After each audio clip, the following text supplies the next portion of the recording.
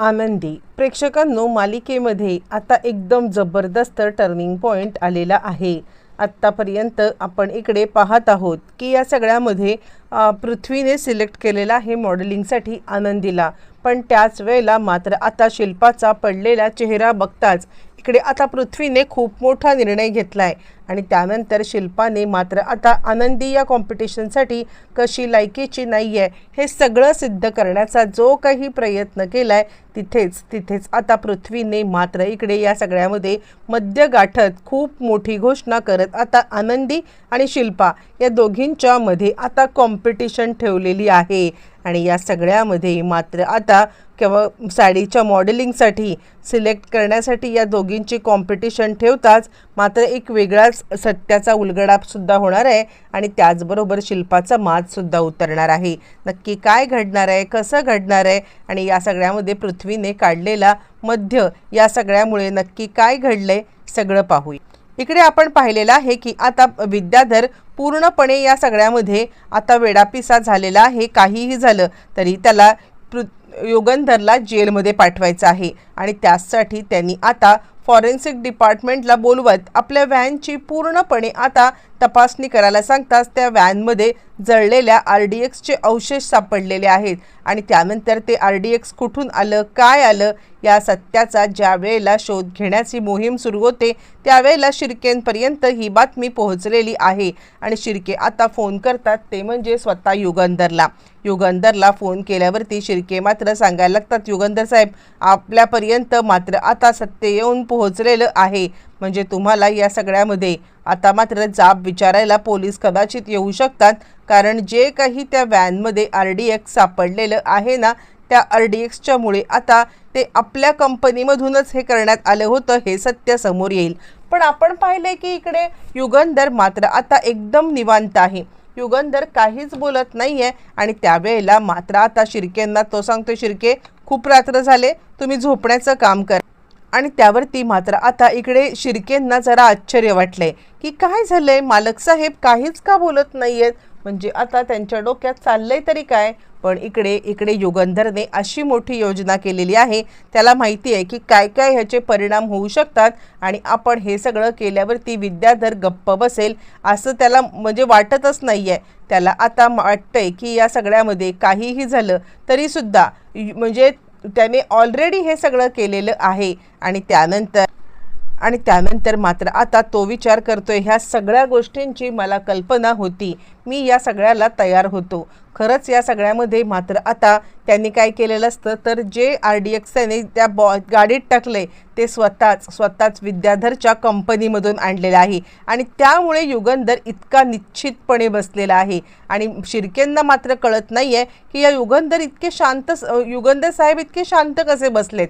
आणि त्यानंतर मात्र आता युगंधर इकडे विचार करतोय काहीही झालं तरी मला या सगळ्यामध्ये मात्र आता म्हणजे त्याच्या डोक्यात असं आहे की या विद्याधरला त्याच्याच कारस्थानामध्ये अडकवायचं आहे। दुसऱ्या दिवशी आपण इकडे पाहतोय की सगळेजण जमलेले आहेत आणि त्यानंतर मात्र आता मिताली म्हणते आपल्याला मॉडेल शोधण्याची गरज पडणार आहे आणि त्याच वेळेला शिल्पाला मात्र 100% खात्री आहे की आपणच होणार। पण आपण बघितलंय की इकडे सांगितलेलं आहे ते म्हणजे स्वतः आता पृथ्वीने की या सगळ्यामध्ये आनंदी माझी मॉडेल असणार आणि मग मात्र शिल्पा आता चिडले आणि शिल्पा आता सांगायला लागते, पृथ्वी अरे तुला काय वाटतंय की एक कामवाली मात्र आता मॉडेलिंगचं काम करू शकते का। यावरती मिताली सांगते, अगं तुला माहीत नाहीये मॉडेलिंगसाठी आता काही तर ब्रँडने माहिती आहे का तुला रस्त्यावरती असणाऱ्या काही म्हणजे ज्या फुटपाथवर राहतात ना अशा बायकांना घेऊन सुद्धा मॉडेलिंग केलेलं आहे। आनंदी तर घरंदाज आहे, तिच्या मजबुरीमुळे ती आपल्या घरामध्ये काम करत आहे, काय हरकत आहे।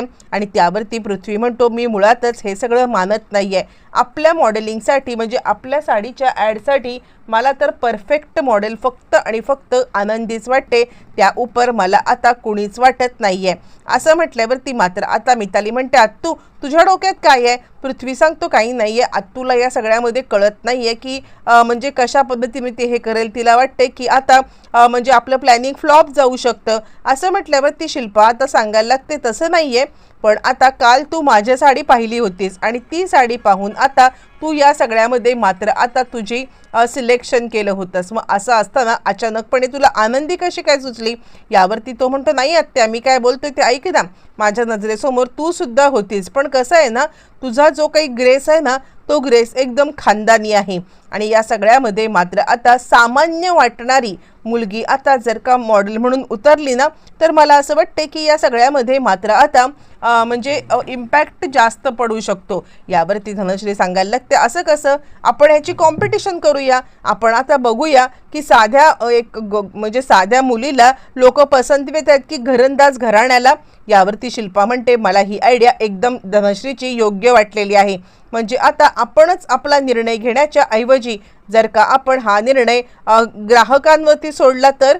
यावरती आता इकडे सांगायला लागतो तो म्हणजे पृथ्वी, आत्या, मला तुझी ही युक्ती तर आवडलेली आहे, मला काहीच प्रॉब्लेम नाही आहे. आपण या सगळ्यामध्ये मात्र आता एक कॉम्पिटिशन ठेवूया आणि याच्यामध्ये बघूया की या सगळ्यामध्ये आनंदी की तू. यावरती आनंदी म्हणते, नाही नाही, मला खरंच कॉम्पिटिशन वगैरे काही करायची नाही आहे. आता इकडे शिल्पाताई ह्या म्हणजे शिल्पा मॅडम ह्याच आता या सगळ्यासाठी योग्य आहेत.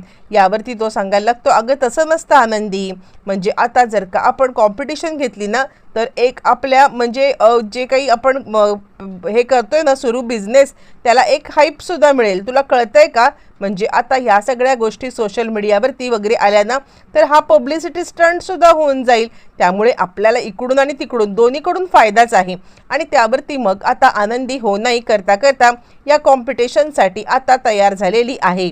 बरं, तोपर्यंत हे चालू असताना विद्याधरचा शोध इकडे चालू आहे. आनंदी मात्र थोडीशी भांबावली. तिला आता शिल्पा चांगलंच आणि शिल्पा इकडे आनंदीला सांगायला लागते, काय ग, तुला जास्त मस्ती आले का? म्हणजे आता माझ्या विरुद्ध कॉम्पिटिशनच्या मध्ये आता तू उतरणार? आणि यावरती आनंदी म्हणते, नाही ताई, तुम्ही बघितलंत ना, मी खरं तर या सगळ्यामध्ये मात्र आता कॉम्पिटिशनमध्ये उतरायला तयारच नव्हते. काहीही झालं तरी सुद्धा मला ही कॉम्पिटिशनमध्ये भागच घ्यायचा नव्हता. पण आता पृथ्वीने या सगळ्यामध्ये मात्र आता फोर्स केला म्हणून हे सगळं घडलेलं आहे. तुम्ही पाहताय ना. असं म्हटल्यावर ती मात्र आता ती सांगायला लागते, नाही, तुला तेवढंच पाहिजे होतं, मला माहिती आहे ना. आणि त्यावरती मात्र आता आनंदी विचार करते, नाही, पृथ्वी सरांनी इतक्या ह्या मेहनतीने मात्र आता हे सगळं तयार केलेलं असताना मी या सगळ्यामध्ये माघार घेऊ शकत नाही आहे. मला आता याच्यामध्ये उतरायलाच पाहिजे. काय होईल ते होईल, असं म्हणत आनंदीने मात्र आता मोठा निर्णय घेतलेला आहे.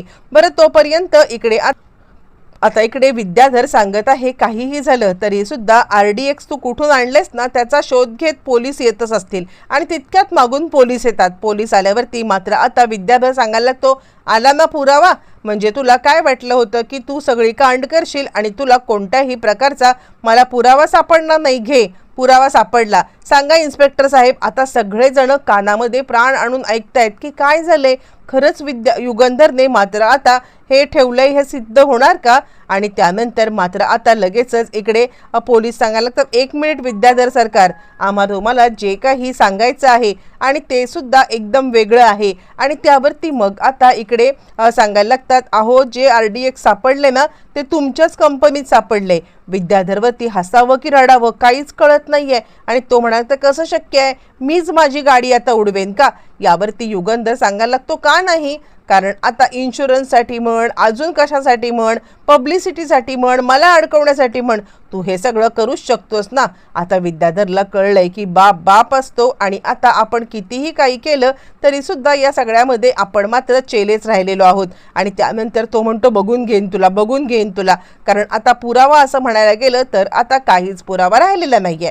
बरं, हे सगळं होत असताना आनंदी या सगळ्यामध्ये मात्र आता रॅम्पवरती उतरायला तयार झाले आणि प्रेक्षकांनो खऱ्या मालिकेचा टर्निंग पॉइंट आलाय. आणि आता आनंदी इकडे रॅम्पवरती उतरले. खऱ्या अर्थाने मात्र आता शिल्पा विरुद्ध आनंदी असा सामना रंगण्यापेक्षा जास्त म्हणजे आता एक सामान्य घरातली मुलगी आणि घरंदाज घराण्यातली बाई असा सामना रंगलेला आहे. आणि या सगळ्यामध्ये एका सामान्य मुलीला पसंती मिळालेली आहे. आनंदीला मात्र आता सगळ्यांनी भरभरून प्रेम दिलंय आणि आता आनंदीचीच मॉडेल म्हणून निवड व्हावी यासाठी सगळ्यांचं सर्वानुमत एकमत झालेलं आहे. आणि शिल्पाला मात्र नाकारण्यात आलेलं आहे. स्टेजवरती शिल्पाचा माज आता उतरलाय, आनंदीला कॉम्पिटिशनमध्ये उतरवू नका असं म्हणणारी शिल्पा मात्र या सगळ्यामध्ये कुठेतरी आता मात्र पूर्णपणे हारल्यासारखी दिसत आहे। आणि इथेच आता शिल्पाचा माज उतरवण्यामध्ये आनंदी ते यशस्वी झाले आणि आता या सगळ्यामध्ये प्रवास सुरू झालाय आनंदीचा, ते म्हणजे आता स्वतः या सगळ्यामध्ये मॉडेलिंग करण्याचा। या पुढची जर्नी आनंदीची कशी असणार, काय असणार, येणाऱ्या भागात अनेक प्रश्नांची उत्तरं मिळणार